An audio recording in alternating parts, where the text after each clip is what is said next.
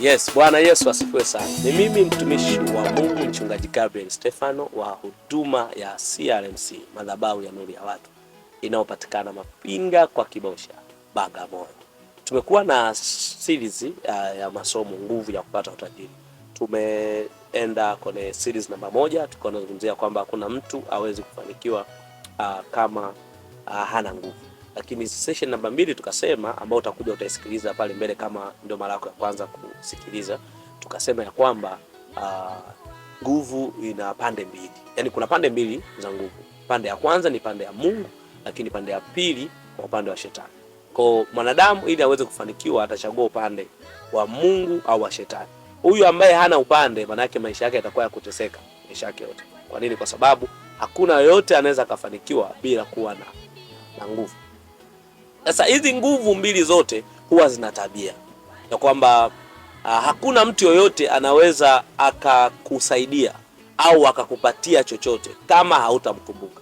Hayupo yoyote ambaye anaweza akakusaidia kama hautamkumbuka. Moja ya sifa ya mwanadamu, huwa tunawajali watu wanaotukumbuka. Wewe pigie hesabu tu. Kwa mfano, mtu ukamsaidia, alafu baadaye akakuwa anakumbuka kushukuru. Anakumbuka kushukuru. Maana yake mtu huyo utaweza kumsaidia akija tena, kwa sababu jamaa huyu ni mtu mzuri sana. Kwa nini? Kwa sababu huwa nikimsaidia huwa anashukuru. Sasa moja ya tabia za nguvu ambazo mtu anazipata au mwanadamu anazipata ni katika ile hali ya kukumbuka. Sasa kama kuna sosi yoyote ya nguvu ambayo unachota alafu hukumbuki kurejea, hukumbuki kurudi katika ile chanzo cha nguvu zako, manake moja kwa moja kile chanzo kitaacha kukupatia nguvu. Sikia, yani moja ya sifa ya hizo nguvu ni tabia ya kukumbuka. Na ndio maana ukija kuangalia watu wengi wanaweza akafanikiwa leo akasahau mahali alipotoka. Unashangaa na kwa nini anarudi nyuma? Kwa sababu chanzo cha nguvu kilipatikana mahala kule ambako anatakiwa akumbuke. Kwa moja ya sifa za nguvu hizo lazima zikumbukwe. Ndio maana watu wengi wakiwa wanaenda kupata pesa mahala fulani, atapiga magoti, atalia, ataomboleza, naomba mnisaidie, naomba nisaidiwe, naomba nisaidie. Lakini mwisho wa siku akishapata zile pesa anasahau. Lakini ukija kusahau, unashangaa pesa zinafanyeje?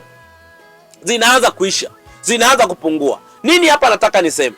Jambo ambalo nataka nizungumze ni kwamba moja ya sifa ya kupata nguvu lazima ukumbuke.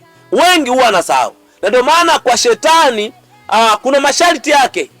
Kuna masharti yake, yani kwamba wakikupa utajiri kwa njia hiyo watakwambia kila mwezi ufanye kitu hiki. Manake kitendo cha kufanya kitu hiki ya kwamba wanahitaji kukumbukwa, kuwa acknowledge, kuabudiwa. Maana ya kukumbukwa maana yake kuabudiwa.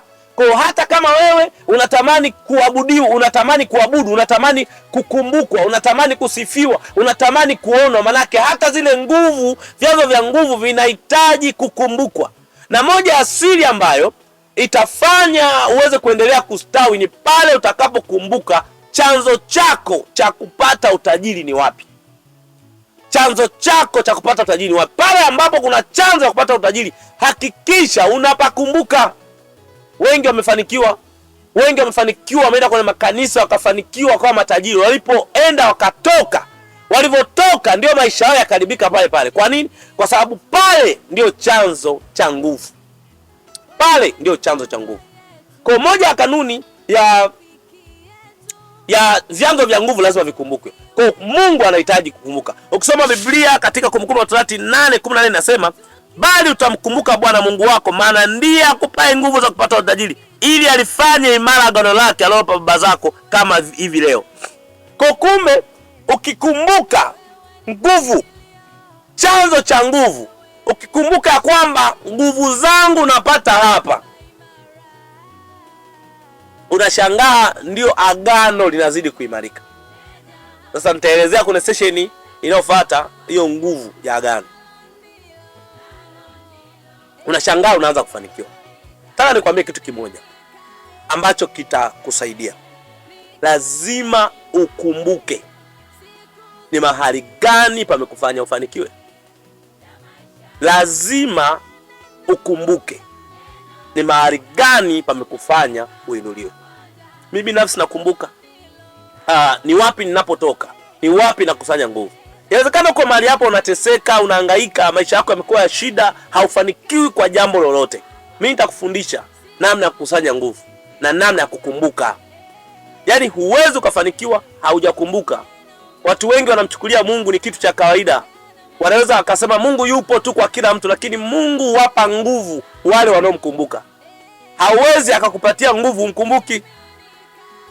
Yaani ukumbuki ya kwamba yupo Mungu anayenisaidia.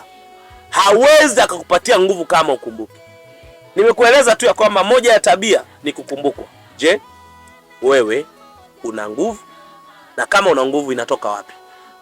Yoyote mwenye nguvu ukumbuka, na mara kwa mara uheshimu ile nguvu kuliko kitu chochote.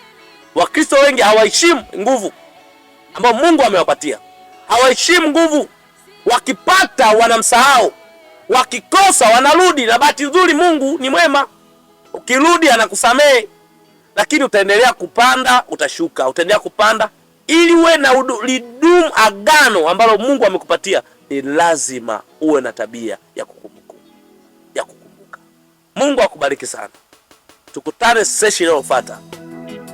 Kama wewe uko mahali hapa, unaniangalia sasa hivi, unapitia changamoto, unasali, unaomba, unafanya kila kitu, lakini mambo hayaendi, hebu nitafute. Nitakufundisha namna gani ya kukusanya nguvu.